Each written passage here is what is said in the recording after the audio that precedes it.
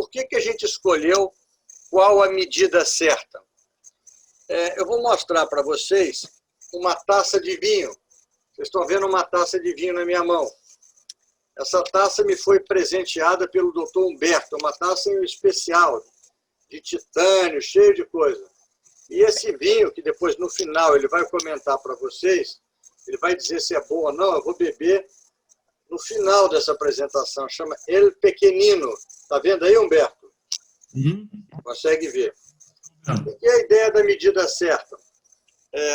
Aqui vocês vão ver, eu tenho 750 ml medido, está milimetrado, e eu vou pegar esses 750 ml, que não é de vinho, se eu tomar isso antes da apresentação, eu vou entrar em coma alcoólico, e vou virar na taça que o Humberto me deu, vocês estão vendo aqui, ó. Opa! Ainda tem espaço para mais um pouquinho. Então, nessa taça tem 750 ml de vinho. É uma taça de vinho. E aí nós vamos comentar depois, fazendo uma brincadeira, qual é a medida certa. Se existe medida certa para sal, para chocolate, para café e para vinho. Então, seguindo a ordem que está aí, nós vamos começar falando sobre a primeira apresentadora, a doutora Aline, vai falar sobre chocolate. Ela vai compartilhar a tela. Boa noite, Aline. Boa noite a todos. Boa noite a todos. Boa noite, Humberto. Boa noite, Cláudio. Obrigada pelo convite. Eu brinquei do bullying, mas eu acho que eu fiquei com um tema bem gostoso, pelo menos, né? E eu declaro ter conflito de interesse. Provavelmente o primeiro povo da América do Sul que cultivou o cacau foram os maias e era tido como um alimento sagrado, alimento dos deuses. E eles utilizavam como uma bebida, misturado com canela, com pimenta. E a origem da palavra chocolate vem dos astecas, que dizia que era uma água amarga. Existem vários tipos de chocolate, é bom salientar aqui que o amargo, ele é o 80% ou mais de cacau. O ao leite tem pelo menos 20 a 25%, e para as pessoas os amantes de chocolate branco, e muitos dizem que não é chocolate, porque não tem cacau na sua produção. O grão de cacau, ele é a maior fonte de polifenóis da dieta, é até mais do que o vinho tinto e o chá verde, e a gente vai ver que os polifenóis são uma substância tida como antioxidante e é importante nesse efeito benéfico do chocolate, do cacau para a saúde. E a classe dos flavonoides são essas principais, mas que geram um sabor não palatável ao cacau. E no processo, acho que alguém ligou o áudio. E no processo, para eliminar esse amargor, pode haver uma redução desses polifenóis em até 10 vezes no processo de preparação do chocolate. O chocolate amargo, com alto teor de cacau, flavonoides e teobromina, que é uma metilxantina, como a cafeína, por exemplo, e uma quantidade reduzida de açúcar, pode ter efeitos benéficos na saúde. Mas é importante analisar uma tabela nutricional do chocolate. E aqui tem essa tabela comparando 100 gramas de cacau com dois tipos de chocolate, o chocolate amargo e o chocolate ao leite, e mostrando que o chocolate amargo também tem açúcar, numa quantidade até muito parecida com o chocolate ao leite. E um dado importante, que para quem gosta, para quem é amante de chocolate ao leite, a quantidade de sódio que tem em 100 gramas de chocolate. E, obviamente, os dois chocolates, eles são bem calóricos, muito mais do que o próprio cacau.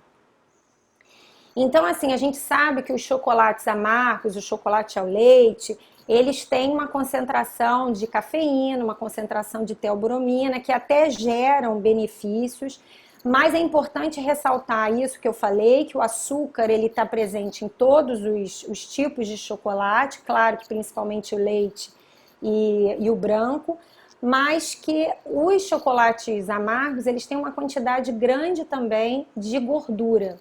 Essa gordura vem da manteiga de cacau e que um terço dessa gordura é uma gordura saturada. Todo mundo sabe que o chocolate ele dá uma sensação de energia, de prazer, que está relacionado ao aumento da síntese de serotonina e também à concentração de cafeína. E tem um efeito afrodisíaco também. Esse é um dado recente que mostra que no mundo ocidental, cerca de 40% das mulheres e 15% dos homens têm uma dependência, são chamados os chocólatras ou os chocoholics. Mas o chocolate ele também tem outros benefícios e são esses os importantes também. Esse foi um estudo de 2019, foi um estudo de revisão que reviu vários estudos relacionados a chocolate, cacau, e isso com humanos, animais, in vitro e in vivo. E aí mostrou a importância, principalmente dos polifenóis, sobre os efeitos cardiovasculares, como vasodilatação, diminuição da pressão arterial, efeito antitrombótico, anti-inflamatório. Existem alguns estudos, e aí é importante ressaltar que o chocolate é importante, mas não comer uma barra de chocolate. Então, existe uma relação da ingesta com o seu benefício. Então, nesse estudo, eu peguei aqui 3 estudos mais recentes, 2018 e 2019, que mostram que adultos jovens e saudáveis com ingesta de mais ou menos 20 gramas de chocolate a 90% diários, por 30 dias melhoraram a função vascular, por promover esse relaxamento vascular. Outro estudo, esse da Heart de 2019, mostra que 45 gramas por semana levam a um benefício cardiovascular. Mas acima desse valor já teria um efeito maléfico pelo alto consumo, provavelmente pelo alto consumo de açúcar. Esse gráfico é bem interessante, que mostra exatamente isso, e nesse gráfico é uma relação entre o chocolate, o benefício do chocolate e insuficiência cardíaca, que até 45 gramas da ingesta por semana de chocolate amargo levaria um benefício, mas que isso não se extrapola para uma quantidade maior. Aqui você vê acima de 100 gramas, por exemplo, que seria essa barra de chocolate, já não traria esse benefício, até aumentaria o risco. Sobre o equilíbrio da glicose, existe uma relação dependente com a quantidade de polifenóis. O mesmo chocolate amargo, a mesma quantidade, ela pode ter efeitos metabólicos negativos se comparada a uma mesma quantidade de chocolate rico em polifenóis. Esses 2 estudos de 2016 e 2017 mostraram também um benefício de pequenas quantidades de chocolate amargo, e seriam assim 2 porções, 2 quadradinhos por semana, sobre o diabetes. Mas a gente sabe que muitos chocolates que são comercializados tem pouco, a gente não sabe sobre a quantidade de flavonoides, tem muita quantidade de açúcar e são muito calóricos. E isso leva até um efeito paradoxal, porque vai aumentar o ganho de peso, levar a um desequilíbrio da glicose, principalmente nos pacientes diabéticos e obesos.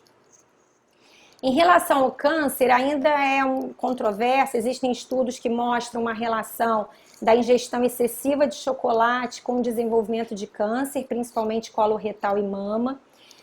E outros estudos in vitro, com mecanismo pouco conhecido, mostram que o cacau pode inibir o crescimento das células cancerígenas. Ele também atua no sistema imune, principalmente relacionado aos flavonoides. E aqui um dado interessante, que os flavonoides eles têm um efeito positivo nos processos alérgicos, diferente do chocolate, que é um dos alimentos alergênicos mais potentes. Então, provavelmente essa via de alergia, de hipersensibilidade, é por uma outra via e não causada pelos flavonoides.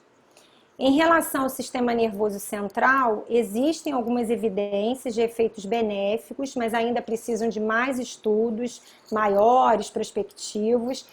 Parece que também por conta dessa vasodilatação, aumento do fluxo de glicose, de oxigênio para o cérebro, teria uma função cerebral. E também esse estudo é interessante, de 2016, que mostra até uma redução do declínio cognitivo. Foi feito um estudo com pacientes acima de 65 anos, com aquele teste de cognição Mini-Mental, normal, só que isso não extrapolou para mais anos, né? Esse benefício se mostrou em 48 meses. Agora, um dado importante para quem sofre de enxaqueca, mas que é chocolatra ou que gosta muito de chocolate, é que saiu esse ano uma revisão super recente mostrando que ainda não existe uma evidência suficiente de que o chocolate seja um trigger de enxaqueca. Então, os neurologistas ainda não precisam proibir o consumo de chocolate para esses pacientes que sofrem de enxaqueca. Então, assim, o chocolate é ou não é benéfico à saúde? Depende de vários fatores, depende do tipo de chocolate. Então, existem vários, então a gente sabe que no mercado vários chocolates são tidos como amargo, e o amargo é de 80% a mais. Quanto mais cacau, teoricamente, mais flavonoides, mas na barra de chocolate muitas vezes não tem a quantidade certa de flavonoide e por conta desse processamento para tirar o amargor, isso pode acontecer. É importante ver a quantidade de açúcar na barra de chocolate, porque isso está relacionado diretamente a um risco de doença cardiovascular. E qual a dieta que essa pessoa faz? Então, a dieta está diretamente também relacionada ao consumo de chocolate e ao estilo de vida. Então, esses artigos mostram muito, e a gente vê isso na prática, que o consumo exagerado de chocolate também está relacionado a uma dieta pouco rica em fibras, verduras, legumes, frutas, enfim. Muitos estudos desses mostraram as propriedades do cacau e não do chocolate em si. E todos os artigos falam a mesma coisa. São necessários mais estudos clínicos, randomizados, estudos mais robustos. Então, assim, alguns dizem que é 45 gramas por semana, tem estudos até que falam de 20 a 30 gramas por dia, mas eu acho que uma frase que define muito bem essa comer ou não chocolate é essa: entre o caminho da razão e o do coração, escolha o caminho do meio, o caminho do equilíbrio. Eu acho que o equilíbrio, no momento que a gente ainda tem dúvidas, incertezas, eu acho que é o melhor caminho. É isso. Obrigada. Muito bom, Aline, parabéns, excelente apresentação. E eu quero ouvir o meu amigo doutor Humberto aí. Você quer fazer algum breve comentário antes de ir para a segunda apresentação, Humberto? Aline, achei excelente a sua apresentação. Gostaria de te dizer do delicioso desafio de harmonizar chocolate com vinho. O chocolate doce, esse é impossível, por conta do leite, não se harmoniza. O chocolate amargo, existe um vinho antológico chamado Banyuls, da cidade de Banyuls, onde viveu Henri Matisse, Salvador Dalí, Picasso. É um vinho absolutamente espetacular e é uma experiência enológica, gustativa fantástica, comer um chocolate amargo com esse vinho Banyuls. É um vinho tinto de sobremesa. E, além disso, esse é um vinho com altíssimo índice de polifenóis, porque é um vinho que sofre um processo que se chama de maceração muito prolongado, ou seja, as uvas e as sementes ficam em contato com o mosto por mais de 10 dias, então há uma extração total de polifenóis. De forma que, além de delicioso, cientificamente falando, do seu ponto de vista cardiológico, é um somatório de polifenóis. Chocolate com vinho Banyuls. Muito bom, Humberto, excelente. Parabéns pela sua apresentação. Muito bom, Aline. Vamos para a segunda apresentadora, A doutora Cris Moraes, nutricionista, vai falar para a gente sobre o sal. Cris, você me ouve? Ouço, ouço. Vou compartilhar a tela.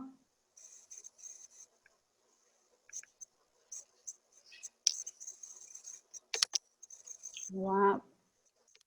Vocês estão vendo? Estamos vendo, sim. Então, vamos lá. Bom, muito obrigada pelo convite, doutor Cláudio. É um prazer falar nessa reunião, como sempre. E eu acho que o sal foi missão, né? Essa minha missão, porque essa minha relação tão íntima com a nefrologia e com a cardiologia, e eu acho que vocês lembraram de mim na hora. Então, vou falar um pouquinho, eu vou falar de uma forma bem simples, fugir um pouco da parte científica para que todos possam compreender. Então, só revisando um pouquinho, né, o sódio ele desempenha inúmeras funções no nosso organismo, ele é essencial para a nossa vida. E o mais famoso, né, a sua mais famosa função é que ele regula a quantidade de água que o organismo retém. Então, se eu estou fazendo uma ingestão de uma dieta, por exemplo, muito rica em sódio, ou de uma refeição rica em sódio, o corpo vai reter água para diluir esse sódio, porque se esse sódio fica muito concentrado no vaso, eu tenho um aumento de pressão ali, então o corpo começa a reter água para aliviar essa pressão. E aí, quando ele elimina, abaixa esse teor de sódio e a gente elimina a água. Esse processo, quando ele vai acontecendo de forma crônica, ou seja, eu tenho uma dieta rica em sódio, a gente sabe que isso é nocivo para a saúde e o mais famoso aí, sintoma seria o aumento da pressão arterial. Então, indo para uma parte mais prática, né? O Dr. Cláudio pediu para eu ser bem prática. Primeiro, a gente precisa saber a diferença entre sal e sódio. Não é a mesma coisa. O sal que a gente tem na cozinha, no nosso saleiro, é o cloreto de sódio. Ele é composto por cloro mais sódio. E quanto que tem de sódio, dentro desse sal de cozinha? A proporção é essa aqui. Para cada 1 grama de sal, nós temos 400 miligramas de sódio. E hoje a recomendação da Organização Mundial da Saúde, do Ministério da Saúde, é que a gente faça uma ingestão de 5 gramas de sal ao dia, o que totalizam 2 gramas de sódio.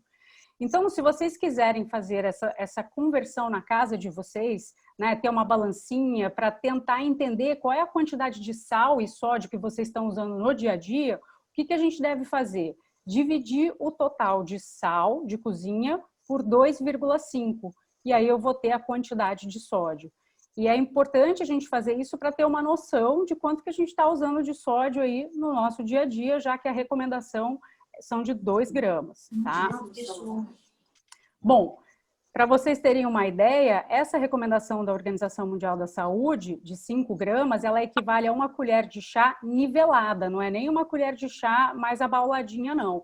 Então, isso seria o que a gente deve usar ao longo de um dia inteiro no preparo dos alimentos, sem contar com os outros alimentos que a gente ingere, por exemplo, empacotados, industrializados. Então, para vocês verem como, assim, realmente é uma quantidade muito menor do que a maioria dos brasileiros tem ingerido, né? Várias pesquisas já demonstram que a gente tem uma ingestão, a população brasileira está ingerindo cerca de 12 gramas de sal ao dia, o que é mais do que o dobro do recomendado, tá? Bom, e quais as implicações desse aumento de sódio na dieta? Acho que tem alguém com áudio aberto. As implicações desse excesso de sódio na dieta. A gente já sabe, né? O mais famoso é a hipertensão arterial, são os desfechos cardiovasculares e o aumento da pressão, consequentemente podendo levar a problemas renais, mas a gente sabe também que às vezes a gente não começa o desfecho por aqui, a gente já começa direto pelos rins, inclusive com o aumento da propensão da formação de cálculos renais. O aumento da ingestão de sódio, ele contribui para o ganho de peso. Por quê? Porque existe uma correlação entre ingestão de sódio e ingestão de alimentos industrializados e ultraprocessados. E a gente sabe que a maior ingestão desses alimentos, desses produtos, vão levar ao ganho de peso. Não necessariamente pelo excesso calórico, mas sim por toda a química que ele impõe para o nosso organismo, alterando a microbiota intestinal, por exemplo, e gerando um ambiente favorável à obesidade. E com a obesidade, a gente tem o diabetes. Então, a gente tem um ciclo vicioso aqui dessas principais doenças que se interrelacionam por conta do uso abusivo do sódio. Por que a gente está ingerindo tanto sódio? Aqui a gente vê uma imagem, né, de um supermercado e a gente vê inúmeros produtos empacotados. Então, os brasileiros e a população no mundo inteiro está ingerindo muito alimento industrializado e ultraprocessado, também bebidas industrializadas e também tem uma questão importante que é o uso indiscriminado de medicamentos que eu vou falar um pouco mais à frente. Então, para a gente ter uma ideia, né, os campeões de sódio, quem são? Tudo aqui que está nessa figura, fornecida pela Anvisa, inclusive, são alimentos ultraprocessados. Então, macarrão instantâneo, temperos industrializados, embutidos, alimentos congelados, hambúrgueres, bebidas, requeijão. Então, tudo isso é alimento industrializado e ultraprocessado, que a grande maioria é rica em sódio. Mas uma coisa extremamente importante para a gente saber é que nem tudo que é saudável, só tem um errinho aqui, nem tudo que é saudável, ou seja, suplementos alimentares, alimentos sem glúten, sem lactose, alimentos light, alimentos diet, são saudáveis.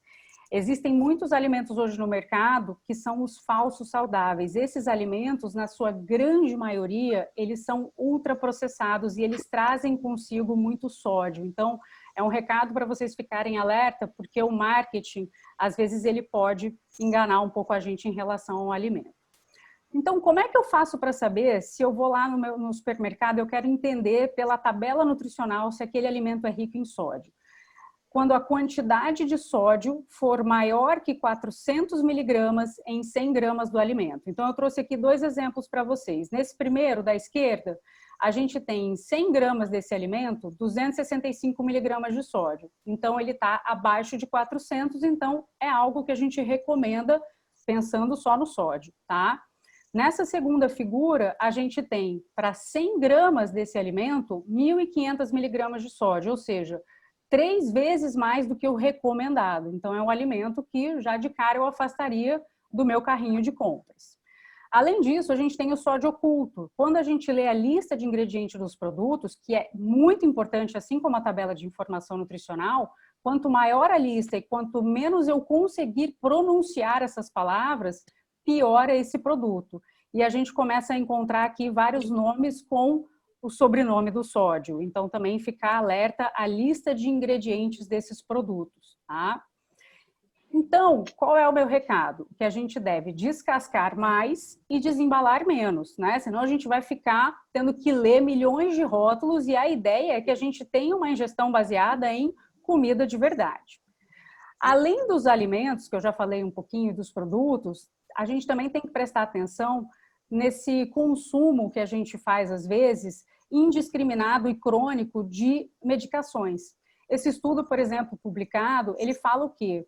Que pessoas que faziam a ingestão de substâncias, de medicações efervescentes para analgesia, para melhorar dores de estômago, por exemplo, que tinham sódio na sua composição, apresentavam mais acometimentos cardiovasculares. Então, ficar de olho também naqueles remedinhos, às vezes, que a gente toma e que tem um sódio escondido ali. Eu trouxe aqui, por exemplo, um pedacinho da bula de um anti-inflamatório e olha só, cada comprimido contém 550 miligramas de naproxeno sódico, ou seja, às vezes a gente faz o uso aí por 10 dias, 2 vezes ao dia, então a gente tem que observar isso e só fazer o uso quando prescrito e orientado por um médico, tá?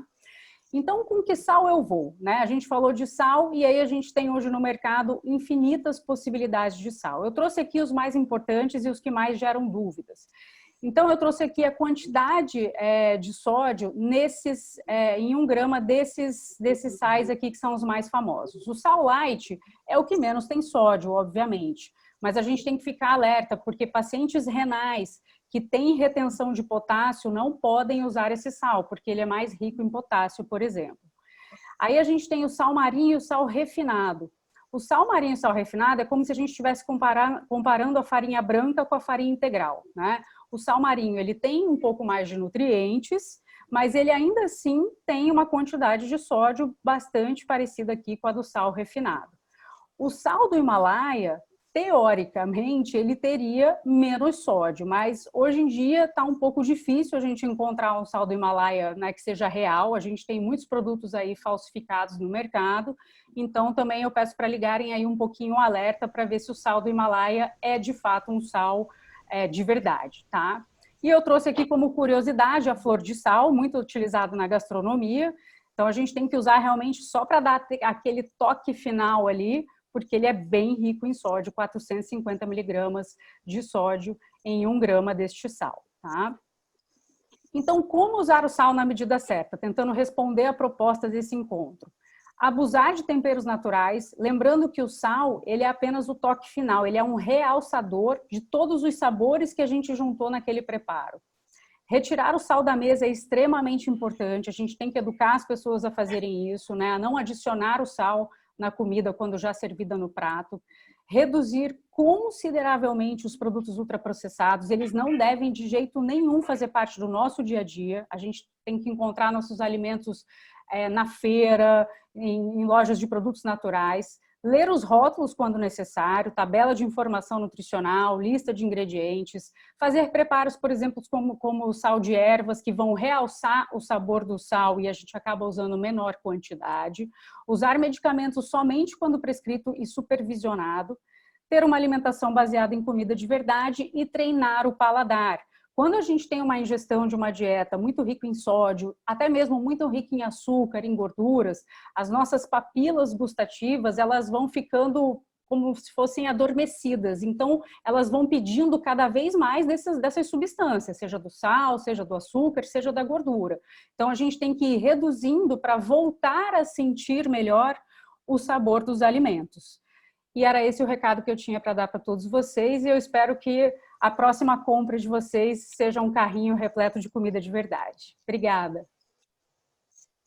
Excelente apresentação, Cris, muito boa mesmo. E antes do Humberto comentar sobre a sua apresentação, aqui eu avisei a Cris que tinham muitas pessoas de Minas Gerais assistindo, prestigiando o Humberto aí, e que ela não falasse do pão de queijo.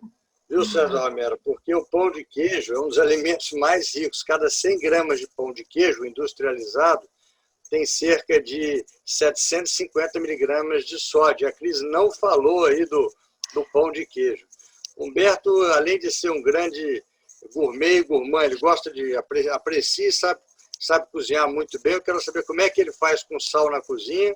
Estão perguntando para você repetir o nome do vinho macerado, Humberto. Estou te ouvindo. Se chama Banyuls, é um vinho tinto de sobremesa, da cidade do mesmo nome, Banyuls. Banyuls significa banho, porque é banhada por mar, uma região que merece a visita de quem puder, porque é simplesmente maravilhosa. Parabéns, Cristiane, pela sua palestra. Eu uso muito o sal de flor, o flor de sel. Mas, como você disse, não para salgar o alimento, para dar sabor ao alimento. Porque eu acho que a grande virtude da flor de sal é que você consegue dar sabor sem salgar o alimento. Um dado epidemiológico, apenas de curiosidade, a incidência de acidente vascular cerebral em Portugal é a maior da comunidade europeia. Os portugueses consomem em torno de 11 a 12 gramas de sal por pessoa. Então, Cristiano, eu não sei se essa implicação do bacalhau é importante, mas o consumo de bacalhau em Portugal não é um mito, né? O consumo é altíssimo. Pessoas usam de 2 a 3 vezes por semana. Além de todos esse sal oculto aí, talvez o bacalhau tenha essa implicação também, né? Muito bom, Humberto. Só para lembrar, na América do Sul, quem mais consome sal são os argentinos, cerca de 10 a 12 gramas por dia. O Brasil, entre 8 a 9. E há uma tendência aí de diminuir o consumo de sal na indústria, principalmente nos alimentos processados e industrializados. Cristiane, mais uma vez, excelente apresentação. E o pão de queijo tem que ser o que o Humberto traz lá de Barbacena. Se for feito em casa, do zero, com certeza é baixo em sódios. Muito obrigado, Cris. Nós vamos para a terceira palestra. Temos a honra agora de escutar o Dr. Marcos Vinícius Fernandes, cardiologista, que vai falar sobre o café. Marcos, você nos ouve? Estou ouvindo bem, Cláudio. Vocês estão me ouvindo? Estamos te ouvindo. Então, tá bom. Boa noite a todos. Obrigado, Cláudio, pelo convite. Obrigado, Humberto, pela moderação. Hoje, meu nome é Marcos Fernandes, sou cardiologista, e a mim coube hoje falar sobre o café. Qual a medida certa do café? É benéfico, é maléfico? Quem pode tomar, quem não pode tomar? Bom, resumidamente, o café é o agente psicoativo mais consumido no mundo. Ele é parte da cultura de vários países, incluindo o nosso. Ele é um instrumento até de socialização. Quem nunca saiu para tomar um cafezinho com alguém, né? É consumido há mais de 100 anos e 85% dos adultos nos Estados Unidos consomem cafeína diariamente. Acredito que no Brasil seja mais ou menos isso também nos grandes centros. Quando a gente fala no café, vem à cabeça imediatamente a cafeína. Mas longe disso, o café é um grão que não contém só cafeína. Contém mais de 1000 substâncias, dentre elas vitaminas como riboflavina, niacina, eletrólitos, agentes antioxidantes, polifenóis, uma gama de substâncias que compõem esse grão que vira a bebida que a gente conhece. Em relação à cafeína, o início de ação é em cerca de 30 a 60 minutos. Você toma um cafezinho, em cerca de 30 minutos já começa a sentir o efeito estimulante da cafeína. Pico de ação em cerca de 2 horas, é metabolizado no fígado. Marcos, o que é metabolizado? Ele é eliminado pelo fígado. Toda cafeína que a gente ingere, ela é eliminada do nosso corpo pelo fígado. Por que eu trouxe essa informação? Porque isso explica porque algumas pessoas passam o efeito da cafeína muito rápido e outras demoram mais. É aquele cara que 10 horas da noite toma um cafezinho, meia-noite está dormindo, o outro fica acordado até o dia seguinte. Porque essa metabolização pelo fígado varia muito de pessoa para pessoa e tem característica genética. Fumar diminui o efeito da cafeína, por isso que fumantes tendem a ficar bebendo café mais vezes ao longo do dia. Anticoncepcional e gravidez prolongam o efeito, principalmente a gravidez. Mulheres grávidas, ao ingerirem cafeína, podem manter a cafeína no organismo por cerca de 15 horas. Por isso, a gente tem que ter certos cuidados. Eu optei por já responder a pergunta do Cláudio de cara. Qual a medida certa de cafeína? A resposta é essa. Em adultos, no máximo, importante enfatizar isso, 400 miligramas por dia. Grávidas ou lactantes, no máximo 200 miligramas por dia, metade. Fiquem com esse número 400 miligramas por dia na cabeça. Mas, Marcos, o que significa isso? 400 miligramas? O que é isso? Trouxe alguns exemplos da quantidade de cafeína em determinadas porções comuns no nosso dia a dia. Por exemplo, uma xícara de café preto, 60 a 90 miligramas. Por que essa variação? Porque em alguns café fraco tem menos cafeína. Americano bebe café um pouco mais fraco. Brasileiro gosta de café mais forte. Café filtrado é mais fraco. Solúvel é mais forte. Então, ocorre uma variabilidade mais ou menos sempre dentro dessa faixa. Esse segundo aqui, que é o expresso, está muito na moda, aquelas cápsulas de café que todo mundo tem em casa. Uma porção daquela de 30 ml tem cerca de 60 miligramas de cafeína. É muito concentrado naquele líquido. Refrigerante Coca-Cola, tanto o zero quanto o original tem a mesma quantidade, uma lata tem cerca de 30 miligramas, também é uma quantidade interessante. Café amargo tem mais cafeína, 24 miligramas nessa porçãozinha pequena. Chocolate amargo, chocolate ao leite tem menos. O achocolatado, desses que criança consome, tem 5 miligramas. É pouco, mas pensar que crianças muito pequenas fazem uso, talvez deva acender um sinalzinho de alerta. O chá preto tem uma quantidade maior, 50 miligramas. O chá mate, um pouco menos, mas também não é uma quantidade desprezível. O café descafeinado, como o próprio nome sugere, ele tem cafeína. Apesar do nome sugerir que não tenha, ele tem uma quantidade de cafeína que pode chegar a 10 miligramas. Ou seja, não é uma quantidade pequena. Remédios que a gente usa comumente para dor, então, Dorflex, Neosaldina, trouxe aqui só como exemplos. Tem quantidades não desprezíveis de cafeína. A cafeína age junto com o analgésico para promover a analgesia, principalmente dor de cabeça.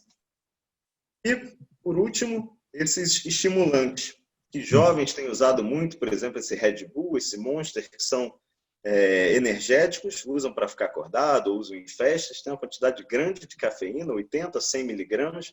Lembrar que o álcool potencializa a cafeína, então a pessoa vai para uma festa, bebe álcool, toma um desses, pode potencializar o efeito. E aqui no meio são comprimidos de cápsulas de cafeína que as pessoas usam tanto para perder peso, quanto para ter um rendimento maior em atividade física, que chegam a ter 200 miligramas de cafeína uma cápsula. Se a gente quer lembrar que o máximo por dia são 400, 2 cápsulas dessas já englobariam o máximo de cafeína por dia. De curiosidade, a única vez que eu atendi um paciente intoxicado por cafeína foi uma moça jovem que tinha usado 6 cápsulas dessa para melhorar uma atividade física que ela ia fazer e deu uma entrada com uma arritmia complicada, uma arritmia grave. Então tem que tomar muito cuidado com essas cápsulas. Então, resumindo isso, 400 mg ao dia de cafeína equivale a quê? A 5 xícaras de café aproximadamente, ou 5 xícaras de espresso, ou 10 latas de Coca-Cola, ou 4 barras de chocolate amargo, ou 5 latas de Red Bull. Aí você pode pensar, mas eu não como 10 latas de Coca-Cola, não como 4 barras de chocolate. Mas se você pensar em alguém que toma uma Coca-Cola no almoço, uma na janta, toma 3 cafezinhos no dia, à noite vai numa festa, toma 2 Red Bull e come um chocolate nesse meio do caminho, já excedeu em muita quantidade diária de cafeína. Então a gente tem que ficar atento, tanto como profissionais de saúde, para orientar nossos pacientes, como pessoas mesmo, para ver se nossos hábitos, se a gente não está se excedendo no consumo dessa substância. Isso aqui, rapidamente, não vou me aprofundar, efeitos da cafeína e do café no organismo. Baseei muito nesse artigo da referência embaixo, um artigo desse ano da New England Journal of Medicine, que é a revista médica, uma das mais importantes, que faz uma grande revisão de café, cafeína e saúde. Então, quem tem interesse no tema, vale a pena ler. Então, assim, no cérebro, o que o café faz no cérebro? Aumenta a performance cerebral, a vigilância, deixa mais em alerta. Então, é comum médicos e enfermeiros tomarem café no plantão noturno para ficarem acordados. Pode reduzir o risco de depressão e pode reduzir o risco de doença de Parkinson. Existem alguns estudos, até alguns estudos grandes, que mostram uma associação na redução do risco. Ainda não é algo tão robusto a ponto da gente indicar para o paciente fazer uso para reduzir esse risco, mas novos estudos estão sendo feitos tentando provar essa associação. Efeitos negativos: o café pode dar irritabilidade, insônia, ansiedade, palpitação, a sensação do coração acelerado. No coração, trazendo aqui para a minha área, importante, o café não está associado a arritmias cardíacas, não está associado à hipertensão e nem à doença coronariana. Nenhum estudo comprovou essa associação. A única associação negativa do café na área do coração é que o café não filtrado e o café expresso podem aumentar o colesterol ruim, o LDL. O café tem uma substância chamada cafestol na sua composição. E essa substância ela é filtrada pelo filtro de papel. Então, esse cafestol promove o aumento do colesterol ruim e promove a osteoporose. Então, pessoas que têm esses fatores de risco, idealmente deveriam tomar cafés filtrados. E importante, cafés filtrados com filtro de papel. Filtro de pano não retira essa substância. Então, o único problema cardíaco que o coração causaria seria esse. Num consumo moderado, obviamente. Sistema endócrino, alguns estudos sugerem que pode reduzir o risco de diabetes, nenhum estudo muito robusto. E o café ajuda a aumentar a taxa do metabolismo e promove, de fato, perda de peso. Para finalizar, em grávidas, a cafeína do café passa pela placenta para o feto. Então, pode reduzir o crescimento fetal e pode aumentar o risco de aborto. Grávidas devem, no máximo, ingerir 200 mg por dia, metade daquilo que a gente conversou, daquelas recomendações. É muito comum mulheres a vida toda ingerirem muito café, quando engravidam resolvem, não, agora vou ser super saudável, vou cortar o café. E aí tem sintomas de abstinência, dor de cabeça, mal-estar no corpo, uma letargia. Então, a orientação para a grávida é, não precisa parar de tomar café, mas limite o consumo a 200 mg por dia, no máximo 3 xícaras de café por dia. Trouxe aqui 5 perguntinhas do dia a dia do consultório para finalizar a apresentação, perguntas práticas, são dúvidas que eu tinha também antes de fazer cardiologia e imagino que alguns dos senhores tenham também. Primeira perguntinha, tenho pressão alta, devo parar de tomar café? A resposta é não. Você pode manter o consumo diário de café com moderação. Nenhum estudo recomenda parar de tomar café nessa circunstância. E aí eu trouxe um trechinho aqui da diretriz de pressão alta, de hipertensão da Sociedade de Cardiologia do Brasil, Brasileira de Cardiologia, que diz que café em doses habituais não está associada com maior incidência de hipertensão. Segunda pergunta é, se eu tomar café, eu tenho risco maior de ter arritmia do coração? Não, muita gente pergunta isso porque o café pode dar em algumas pessoas palpitação, aquela sensação do coração batendo. Mas não há nenhuma associação atualmente do café com arritmia cardíaca. Então, eu trouxe aqui um guideline, uma diretriz europeia de cardiologia, de fibrilação atrial, que é a arritmia mais comum que a gente vê no consultório, que acabou de sair há 3, 4 dias atrás, que diz, eu vou traduzir para os senhores, é infrequente que o consumo de cafeína cause ou contribua para a fibrilação atrial. Então, não tem nenhum estudo que comprove essa associação. Próxima pergunta, resposta muito simples. O café aumenta o risco de doença no coração ou câncer? A resposta é, com conhecimento atual, medicina essas coisas mudam, mas com conhecimento atual, não. A penúltima pergunta é, quem deve ter cuidado ao tomar café? Grávidas e lactantes, eu já comentei, e quem tem efeitos colaterais com o café. Então, quem toma café e não consegue dormir, quem fica ansioso, fica irritado, sente o coração acelerar, deve ou diminuir ou parar o consumo de café, ou tomar café descafeinado com uma quantidade de cafeína menor. E para finalizar, chega um paciente no consultório, Marcos, eu quero ter uma dieta saudável, quero ter uma vida saudável, mas eu posso continuar a tomar meu cafezinho? E a resposta é, de um modo geral, o consumo moderado de café pode sim ser parte de um estilo de vida saudável. Esse aqui é meu e-mail. Quem tiver alguma dúvida, quiser alguma das referências que eu usei, é só me contactar. Obrigado aí pela atenção de todos e obrigado ao Cláudio e ao Humberto pelo convite. Marcos, excelente apresentação. Aliás, as 3 apresentações aí estão maravilhosas. Nós vamos passar agora para o Humberto fazer um comentário sobre o café. O César Romero, Humberto, falou que mineiro não vive sem café. Pelo menos 3, 4 cafezinhos por dia ele toma. Isso é bom então, Humberto? Fala aí. É verdade, Cláudio. Marcos, parabéns pela sua excelente apresentação. Você, em pouco tempo, esgotou o assunto. Eu sou arritmologista e faço implante de marca-passo. Já implantei mais de 30 mil marca-passos. Portanto, eu tenho pacientes idosos, acima de 70, 80 anos, milhares de pacientes. E durante a maior parte dos meus 40 anos como cardiologista, eu proibi os meus velhinhos ou os incentivei a não fazer uso de café. Uma praxe habitual no idoso, café com broa, com pão de queijo. E como você bem enfatizou, todos os trabalhos nos últimos anos nos mostraram que realmente o café não é um indutor de arritmias cardíacas. Parabéns pela sua apresentação. Muito bom, Humberto, excelente. Agora, antes de chamar o Felipe Campos, para quem chegou atrasado, eu vou fazer um comercial aqui do vinho que o Humberto vai falar depois. O Humberto tem uma importadora chamada Vinhos do Comendador, são vinhos excepcionais, com uma relação custo-benefício muito boa, e ele tem vinhos premiados, que ele importa que são premiados. E quando a gente brincou aí da medida certa, o Felipe Campos, que vai falar agora, eu vou mostrar a taça que o Felipe bebe vinho. Essa é a taça que o Felipe bebe vinho, e aqui nesse balde aqui tem uma garrafa de vinho, 750 ml. Notem o que vai acontecer. Olha lá, olha lá, olha lá. Então, o Felipe não mente para sua esposa, Juliana, quando diz que bebe uma taça de vinho por noite. Mas é uma taça que cabe 1 litro, né? Essa é a taça do Felipe. Felipe, fala para a gente aí. Felipe Campos, boa noite. Boa noite, Cláudio. Enfim, uma responsabilidade grande, né? Depois de palestras tão boas sobre a moderação aí do Humberto, um profundo conhecedor aí da área do vinho.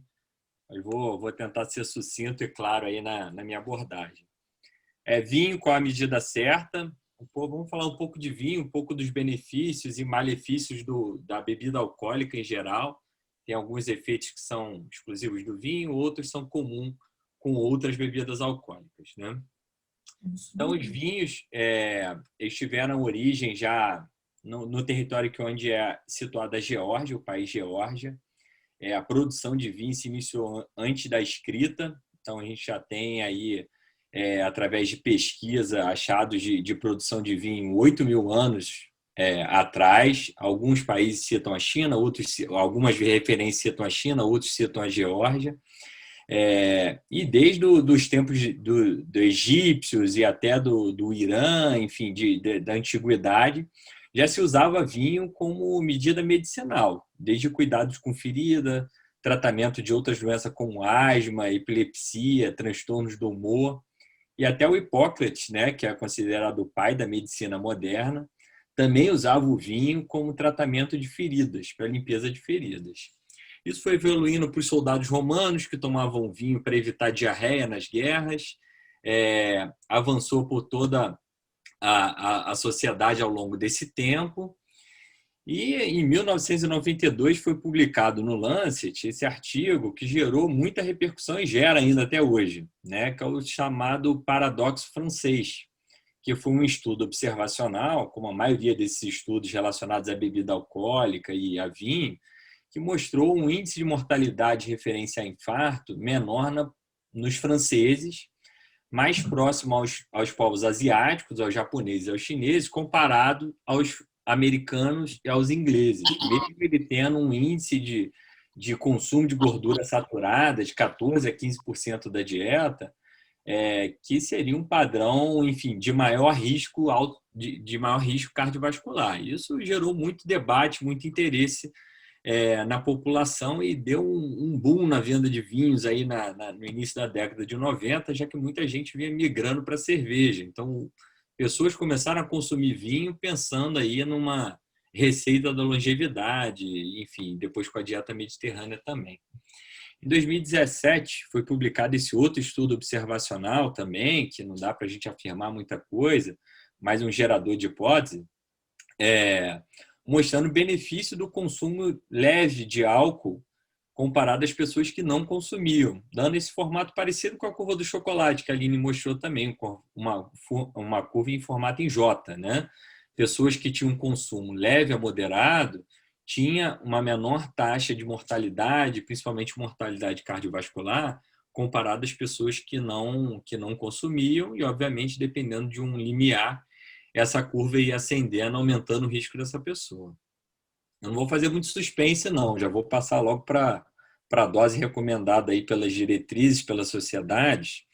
A OMS coloca até 2 doses diárias, com 2 dias ao menos sem consumir álcool. A diretriz americana dietética, de 2015 a 2020, coloca 1 dose ao dia para mulheres e 2 doses ao dia para homens. Essa diferença tem alguns estudos que tem alteração de metabolização gástrica, principalmente pela desidrogenase alcoólica no estômago das mulheres, faz com que ela tenha uma absorção maior e, obviamente, níveis menores podem gerar toxicidade. E a diretriz do Reino Unido usa uma outra unidade, que chama unidade semanal de álcool, que uma unidade lá corresponde a 10 gramas de álcool. Então, essas unidades fica tudo muito confuso, né? E quanto que eu estou ingerindo de álcool em cada taça que eu estou tomando, né? Então, o CDC americano coloca essa figura, que é ilustrativa. Eles colocam 5 onças americanas, né, de volume, que corresponde mais ou menos a uns 150 ml de vinho, seria uma dose padrão, né? E daria mais ou menos uma long neck, daria uns 350 ml de uma cerveja, enfim, eles fazem correlações com outros tipos de bebida alcoólica a correlacionar com o teor alcoólico. Quando a gente fala que é 12%, a gente quer dizer que tem 12 gramas de álcool em 100 ml, né? Então, ele já faz mais ou menos essa correlação. Então, para a mulher seria uma taça de vinho com essa quantidade, 150 ml, e para homens até 2 taças de vinho, que geralmente é a diretriz americana, que é a mais seguida. No site da Sociedade do Sistema de Saúde inglês, ele coloca, enfim, especificando cada grama de álcool, né, relacionada ao tipo de bebida. Uma garrafa de vinho seria mais ou menos equivalente a 10 gramas de álcool. Eles colocam o limite como 14 gramas de álcool semanal.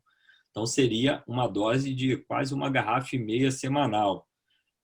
Só que essa média não pode ser extrapolada para um dia único. Essa média tem que ser usada dia a dia em pequenas quantidades. Esse é o hábito considerado saudável, né? Não é tomar uma garrafa, não vou beber de segunda a sexta, sábado eu tomo minha quantidade semanal e eu estou dentro do limite de saúde. Não é assim que é recomendado pelas diretrizes.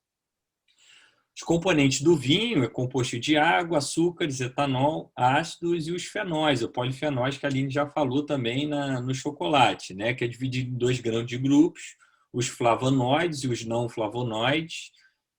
Os não flavonoides, o mais famoso é o resveratrol, que tem atividade antioxidante, anti-inflamatória. Os flavonoides atuam na oxidação do LDL, que é considerado colesterol ruim, aumentando a quantidade de HDL. Eles reduzem a agregação plaquetária, que é um dos responsáveis pelo infarto, pelo AVC.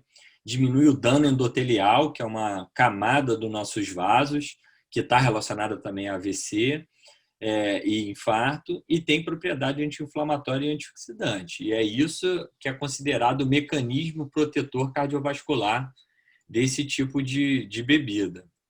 São os tipos de polifenóis. O quercetim é um flavonoide, que também tem atividade antihipertensiva, mas, obviamente, nessas doses que a gente orientou. O álcool em dose elevada é associado a aumento de pressão, né? É associado a outras doenças. Uma pergunta característica, que talvez o Humberto possa esclarecer para a gente depois também, é o vinho tinto e o vinho branco. O que é melhor, né? No paradoxo francês, tinha mais população com vinho tinto, mas também tinha vinho branco. Não necessariamente é só o vinho tinto que tem benefício cardiovascular.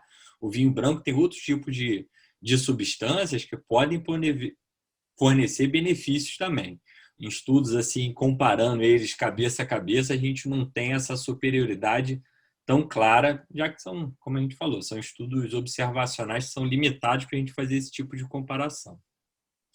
Benefícios do álcool em geral foram aqueles que eu já citei, além do relaxamento dos vasos, que é esse aumento do ácido nítrico, e ele interfere também no metabolismo da glicose, né?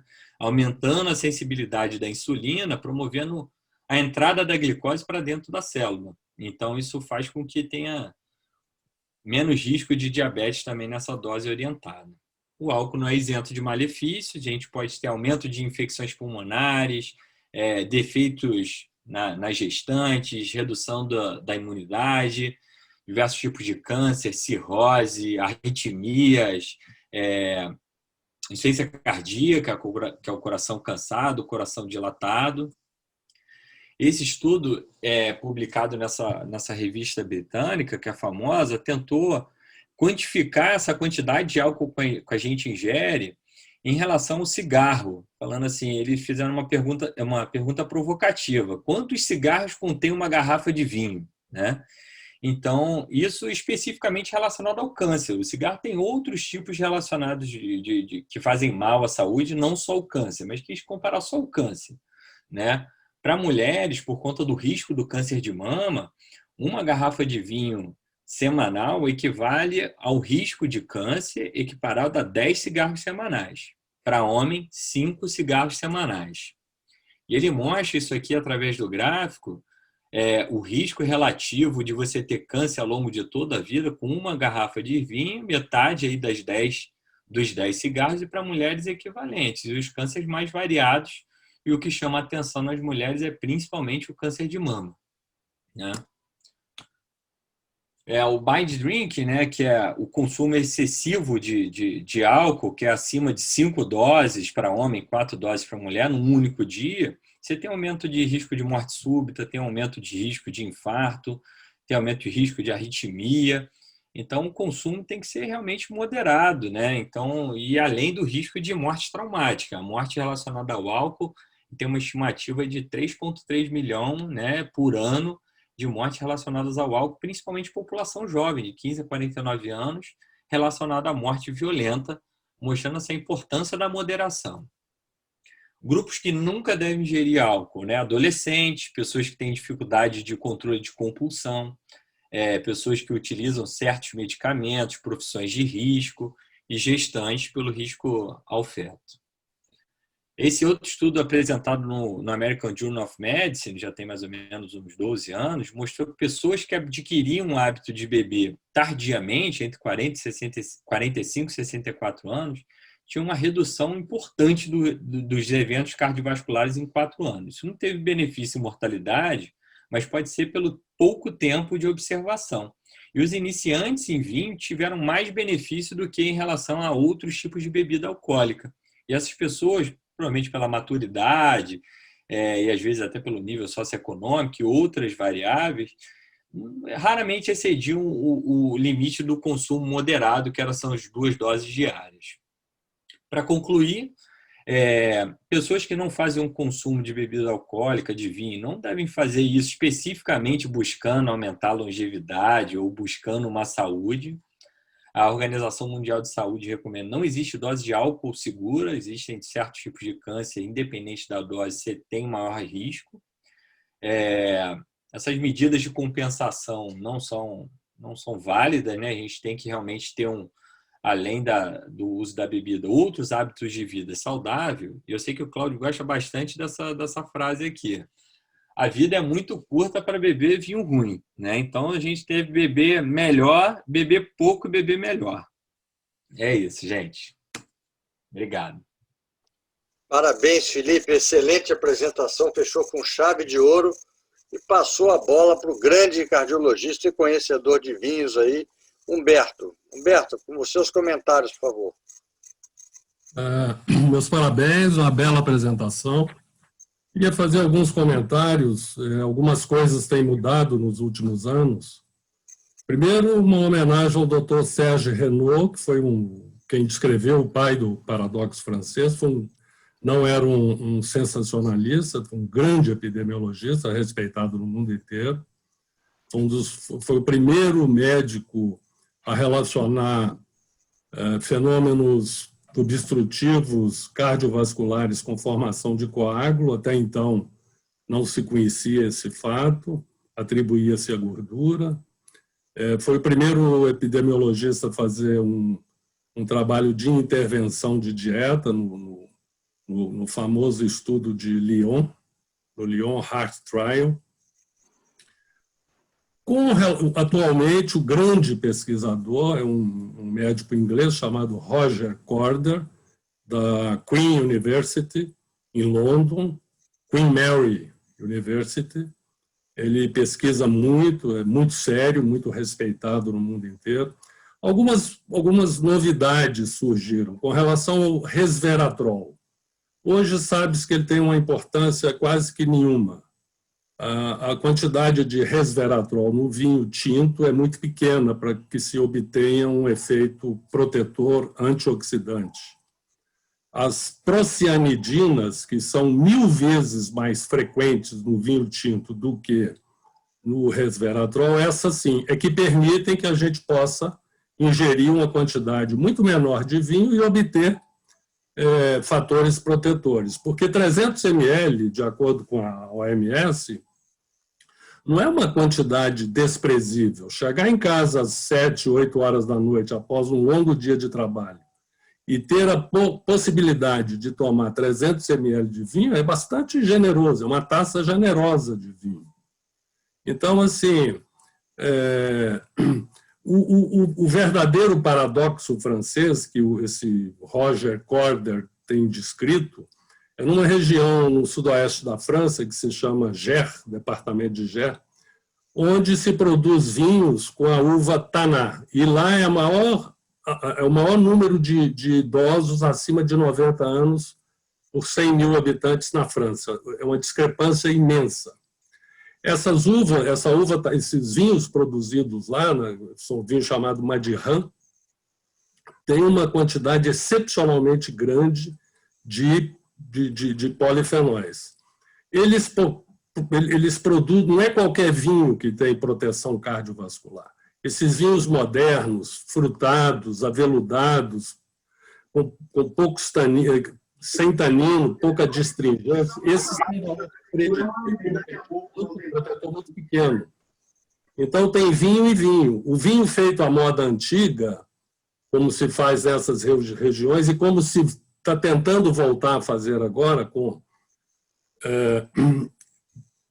um processo de maturação, de maceração muito longo, permitindo que o mosto extraia o máximo possível de polifenóis dos vinhos, né?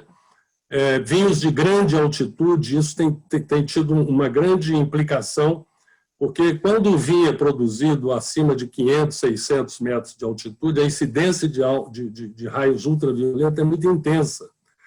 e ela estimula os processos, enzimas, a produzirem esses polifenóis de qualidade e em grande quantidade.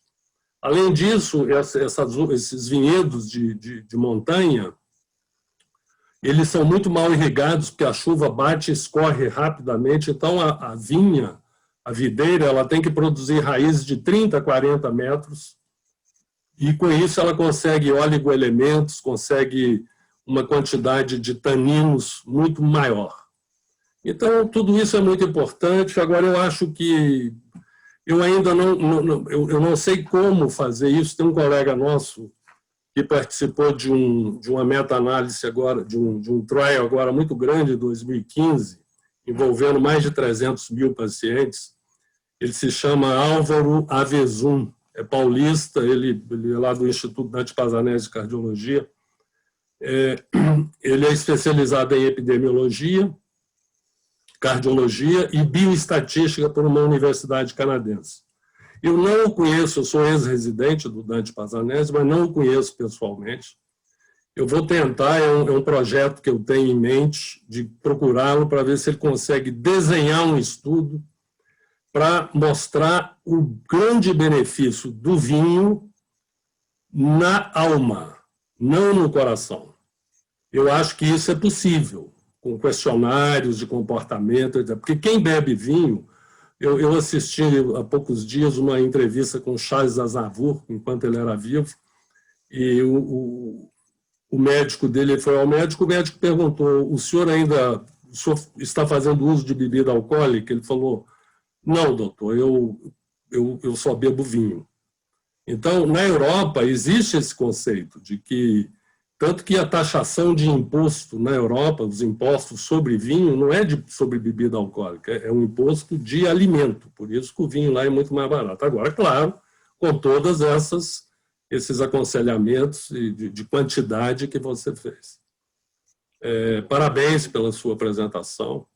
E se não faz bem para a alma, para o coração faz, com certeza, mas para a alma faz muito bem, porque envolve muita coisa de cultura, de onde esse vinho foi feito, quem fez, quem está produzindo ele, geralmente são famílias que estão na terceira, na quarta geração, o momento que você bebeu esse vinho, a comida, enfim, tudo isso, eu acho que isso aí faz um bem muito grande para a alma.